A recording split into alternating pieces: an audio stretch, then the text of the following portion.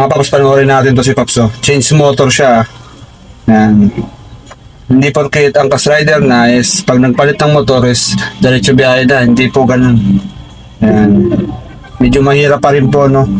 Kahit angkas rider ka na, kailangan mo pa rin drive skills. Okay. Dalawang beses sa figure of 8. Okay, goods. Ayan natin yung niya. Okay, lipat sa kabila.